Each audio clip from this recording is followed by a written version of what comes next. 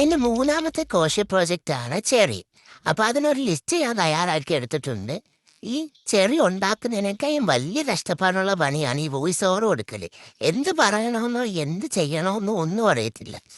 ശരിക്കും ഈ ക്രോശയെ പറ്റി ഒന്നും അറിയാത്ത ഞാൻ ഇതിനെപ്പറ്റി എന്ത് സംസാരിക്കാന്? ഇപ്പൊ എവിടെ നോക്കിയാലും ക്രോഷ്യ പ്രോജക്ട്സ് ആണ് കാണാനുള്ളത്. യൂട്യൂബ് തുറന്നാലും ഇൻസ്റ്റാഗ്രാം തുറന്നാലും ഇത് തന്നെ ഉള്ളത്.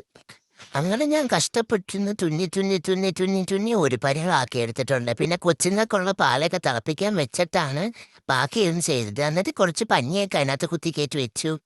അങ്ങനെ ചെറിയ ഇവിടെ ഒരെണ്ണം ഫിനിഷാക്കി എടുത്തിട്ടുണ്ട്. ഇനി ഒരെണ്ണം കൂടി തയ്ക്കണം. മല മുകളിലെ അനുപമലഹരിയിൽ പൊന്നിങ്കിന വസന്ത രാവിന്റെ കുമ്പിലെ രാപ്പാടി നിബത്തായ പാത്രത്തെ നീ താടി. Array bus. അങ്ങനെ പിറ്റേ ദിവസം വീണ്ടും കമ്പും കോലുമായിട്ട് ഇറങ്ങിയിട്ടുണ്ട്.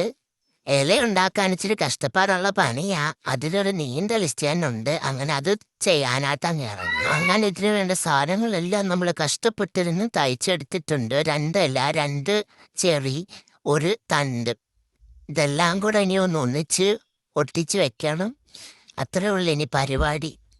ഇനി എനിക്കൊന്നും പറയാനില്ലാത്തതുകൊണ്ട് നമുക്കൊരു പാട്ട് കേട്ടിട്ട് വരാം. ഒരു വീര പുഴയിൽ തെളിനീര് പുലരി തെളിഞ്ഞു ഇരകളിൽ പൂക്കൾ എഴുതി ഇളവി